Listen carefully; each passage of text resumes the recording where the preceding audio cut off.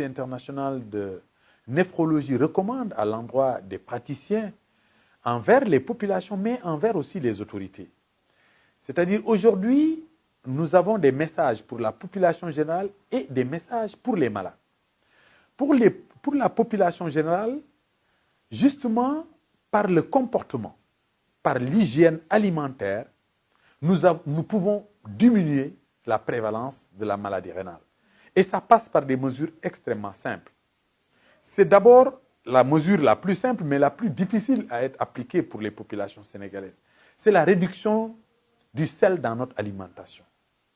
Vous savez, aujourd'hui, le Sénégalais consomme 30 grammes de sel par jour, comparé à l'Européen qui consomme 10 grammes de sel par jour. Et aujourd'hui, on sait que plus vous consommez de sel, plus vous augmentez la prévalence de l'hypertension et de la maladie rénale dans la population.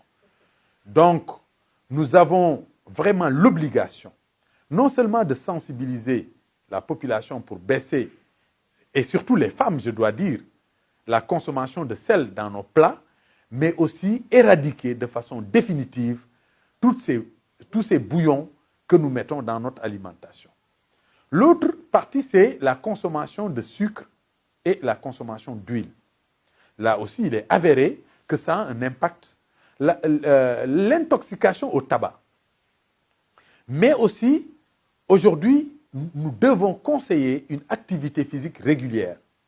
Il est conseillé de faire au moins 30 minutes d'exercice physique par jour pour prévenir les maladies rénales.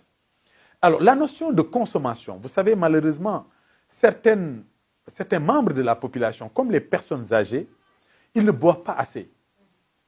Et il est important que chaque jour, au moins, une personne boive 1,5 litre d'eau au minimum. Ceci permet de prévenir la maladie rénale. Alors, et maintenant, il y a des mesures pour les malades. Parce qu'aujourd'hui, si vous avez 10 personnes qui sont en dialyse au Sénégal, les 6 y sont soit à cause de l'hypertension artérielle ou du diabète. Cela veut dire que si nous ciblons cette population et que nous éduquons cette population, d'abord à bien se faire traiter, à prendre leurs médicaments de façon rigoureuse, nous pouvons faire reculer l'insuffisance rénale. Mais aussi, il faudrait qu'on fasse de telle sorte que ces médicaments soient accessibles à cette population. Alors, l'autre chose, c'est le dépistage. Le dépistage, c'est quoi? Ceux qui ne sont pas malades, au moins une fois tous les 6 mois, doivent contrôler leur pression artérielle et doivent contrôler leur sucre. Mais si vous le faites cette année, il ne faut pas dire que je l'avais fait il y a 4 ans. Parce que vous n'êtes pas diabétique aujourd'hui, vous pouvez l'être dans 6 mois. Donc, il faut contrôler. C'est ça qu'on appelle le dépistage. Et justement, à l'occasion des caravanes, etc., c'est ça qu'on essaie de faire au niveau des populations. Et l'autre problème majeur qui est à l'origine de l'insuffisance rénale au Sénégal, c'est l'utilisation des produits toxiques traditionnels. Vous voyez certainement la prolifération de la publicité de l'usage des médicaments traditionnels, mais malheureusement, beaucoup de ces malades qui prennent ces médicaments finissent en insuffisance rénale, voire en dialyse. Et malheureusement, il n'y a pas de réglementation ni sur la publicité, ni sur l'utilisation.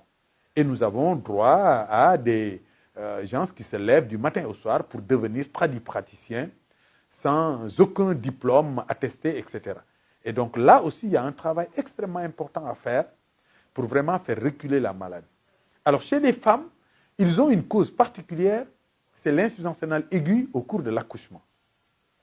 Parce que les femmes dans les zones éloignées, au cours de l'accouchement, peuvent saigner. Et malheureusement, lorsqu'elles saignent et qu'elles sont loin d'une structure de santé, malheureusement, là, elles ont des complications graves, le rein s'arrête de fonctionner. Et là, s'il n'y a pas de structure de dialyse dans la zone, malheureusement, la femme peut mourir ou bien peut détruire ses reins.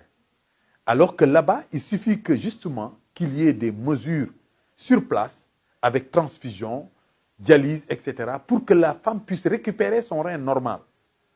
Alors c'est pour ça, là aussi, il va falloir éduquer les femmes pour que justement, lors des grossesses, qu'ils puissent avoir un suivi prénatal régulier, au moins 3 consultations prénatales qui permettent de dépister l'hypertension, mais aussi la présence de sel dans les urines ou bien le gonflement du corps, qui sont les signes de prééclampsie et qui présugent de complications rénales lors de l'accouchement.